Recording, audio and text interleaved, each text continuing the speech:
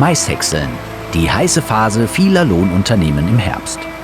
Auch im letzten Jahr haben wir von Agrartechnik HD für euch verschiedene Betriebe und deren leistungsstarke Häckselketten mit der Kamera begleitet. Unsere Reise zu den einzelnen Lohnunternehmen startete Ende August 2019 bei Temperaturen um die 30 Grad, sonnigem Wetter und staubigen Böden. Da auch im Sommer 2019 die Niederschlagsmengen nur gering ausgefallen sind, drohten die Maispflanzen bereits im Spätsommer stellenweise auszutrocknen. Gerade in Süd- und Mitteldeutschland mussten die landwirtschaftlichen Betriebe schnell handeln, um die Schäden möglichst klein zu halten.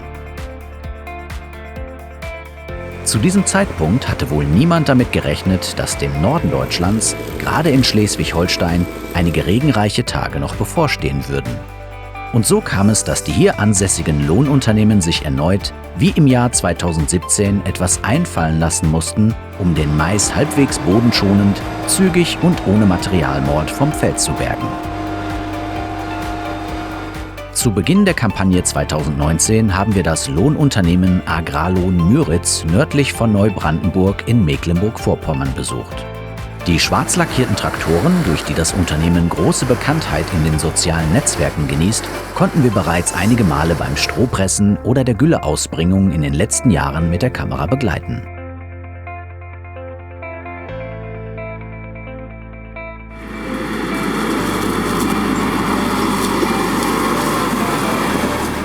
In diesem Jahr häckselte die Truppe mit dem Claas Jaguar 980 für eine große Biogasanlage circa 20 Kilometer vom Maisfeld entfernt. Mit seinem V12 MAN-Motor liefert der größte Feldhäcksler des Landmaschinenherstellers Claas eine Leistung von satten 884 PS. Beim 12-reihigen Maisgebiss der Firma Kemper zeigt er daher keine Anzeichen von Schwäche.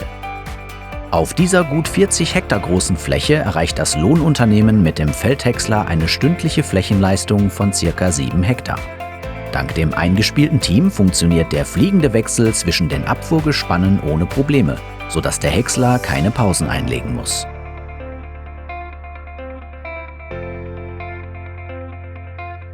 Mit den schwarzen Fendt-Traktoren der 700er und 900er Baureihe und 3 Achskippern von Krampe ging es dann in Richtung Feldrand, wo die Maissilage abgekippt wurde.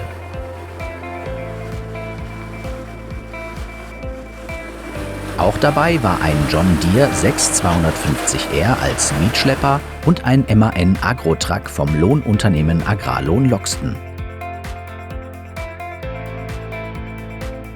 Sobald die Silage am Feldrand abgekippt wurde, sorgte ein neuer Claas Torion 1914 Radlader für eine schnelle Verladung auf LKW mit Schubbodenauflieger. Um auf dieser Strecke zur Biogasanlage die Maissilage schnell und kostensparend zu transportieren, wurden hierfür die LKW des Lohnunternehmens genutzt. Natürlich auch wieder in schwarzer Lackierung. Aufgrund der hohen Schlagkraft des Maishäckslers und der kurzen Distanz zum Feldrand lieferten die Traktoren innerhalb weniger Minuten mehrere Tonnen Silage an. Eine Verschnaufpause zwischen den einzelnen LKW hatte der Radladerfahrer also nicht.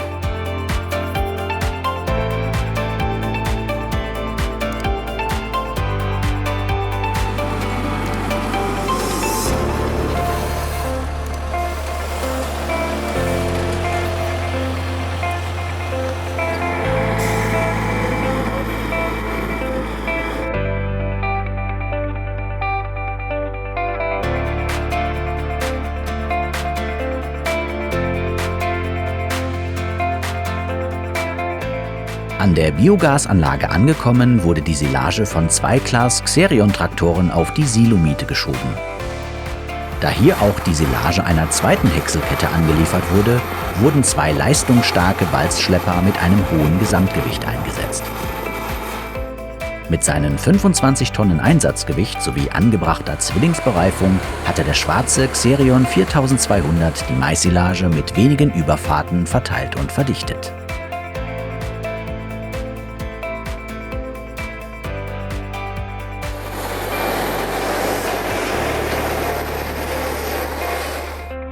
Wenn ihr weitere Einblicke in die Arbeit vom Lohnunternehmen Agrarlohn Müritz und deren schwarze Traktorenflotte bekommen wollt, schaut mal in die Beschreibung. Dort haben wir euch weitere spannende Videos von der Truppe verlinkt.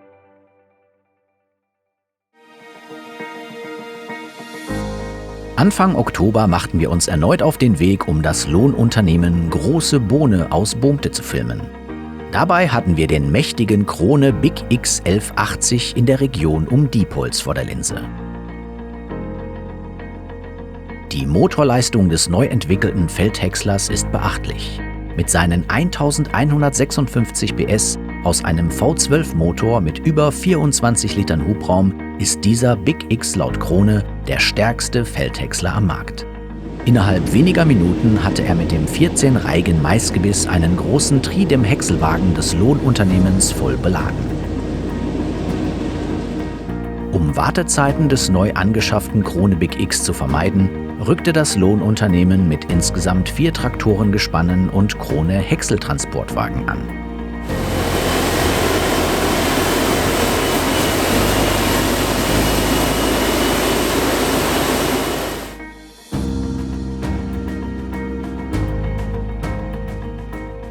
Bereits 2014 konnten wir die Truppe von Große Bohne beim Maishäckseln filmen.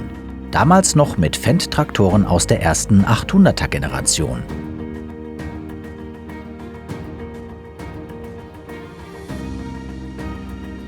Da die Biogasanlage dieses Mal fußläufig entfernt lag, kamen die Youngtimer hier leider nicht zum Einsatz.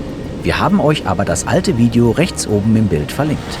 Nichtsdestotrotz kamen wir auch dieses Mal wieder voll auf unsere Kosten, was den Motorsound bei den Fendt-Traktoren angeht. Denn auch noch die dritte Generation der 900er Fendt-Traktoren hat mit ihren MAN-Motoren einen ordentlichen Motorsound.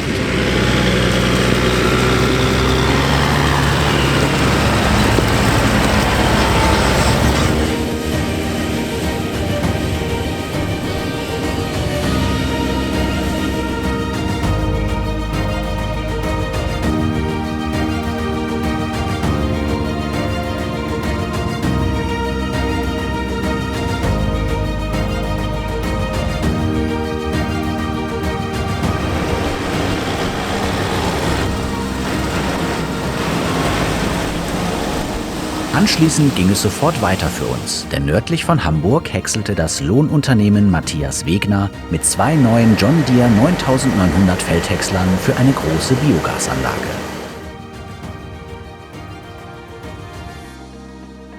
Nicht nur die beiden Feldhäcksler stammen bei dem Lohnunternehmen von John Deere, sondern auch die komplette Traktorenflotte. In diesem Fall sorgten insgesamt 11 Traktoren dafür, dass die Feldhäcksler keine Standzeiten hatten. Auch ein gut erhaltener John Deere 7810 eines anderen Lohnunternehmens war mit von der Partie. Im Gegensatz zu den neueren 6R-Traktoren konnte man diesen John Deere bereits von weitem hören.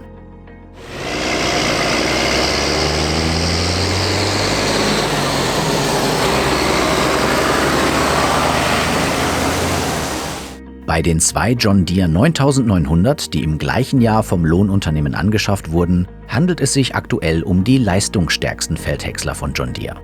Ausgestattet mit einem Liebherr V12-Motor und 970 PS sind die Krone TX Häckseltransportwagen mit einem Fassungsvermögen von bis zu 56 Kubikmetern in nur wenigen Minuten voll beladen.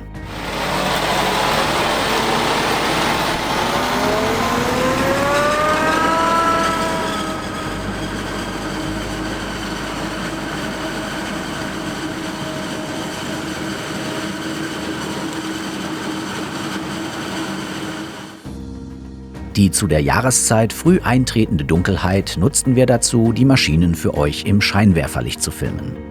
Durch die zahlreichen Arbeitsscheinwerfer machten die John Deere Feldhäcksler die Nacht zum Tage.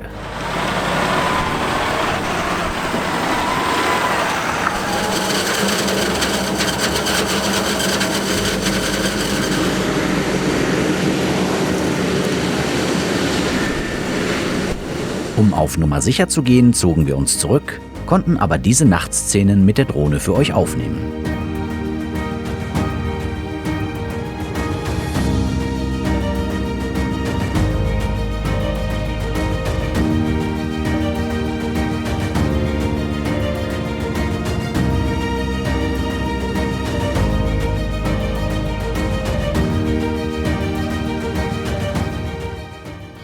Am darauffolgenden Tag erreichte uns die Meldung, dass das Lohnunternehmen Hans Thun mit einem neuen Claas Jaguar 960 TerraTrack bei Rendsburg im Einsatz sei. Wir folgten dem Aufruf und fanden nicht nur einen, sondern gleich 2 Claas Jaguar 960 TerraTrack vor. So konnten wir gleich 2 der neuen Feldhäcksler auf einer Ackerfläche filmen, die erst 2 Jahre zuvor auf der Agritechnica vorgestellt wurden. Eine Premiere für uns.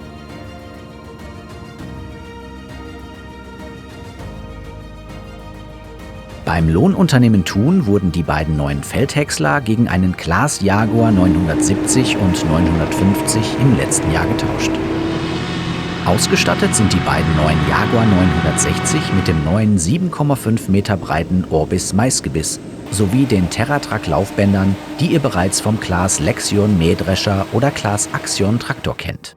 Mit von der Partie waren insgesamt 7 Traktoren von Claas und Fendt mit Tandem-Häckselwagen. Auch hier werden die älteren, aber leistungsstarken Fendt-Traktoren mit MAN-Motoren eingesetzt.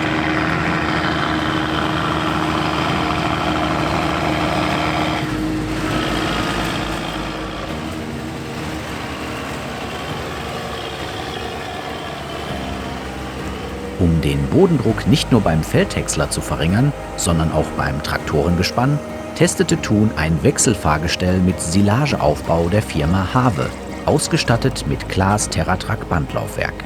Gerade auf nassen Böden verursacht der aktiv angetriebene Häckselwagen weniger Schäden am Boden.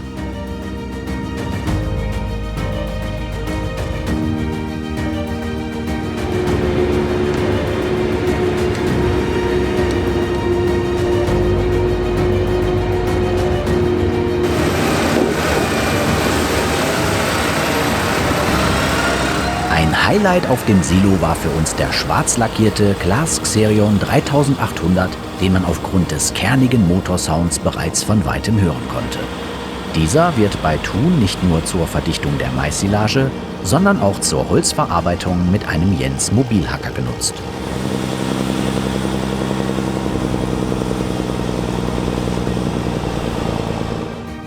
Dies war auch schon der erste Teil unserer Reportage über die 4 von 8 Lohnunternehmen, die wir im Herbst 2019 mit der Kamera beim Maishäckseln begleitet haben. Im zweiten Teil zeigen wir euch weitere 4 Betriebe, die den Mais im Norden Deutschlands unter härtesten Bedingungen versuchen zu häckseln. Wie die Unternehmen hierbei vorgehen und welche Maschinen ihr dabei im Einsatz sehen könnt, zeigen wir euch in Kürze. Zum Schluss würden wir gerne von euch wissen, welche Maschinen ihr einsetzt, wenn der Mais bei euch gehäckselt wird. Euch hat das Video gefallen?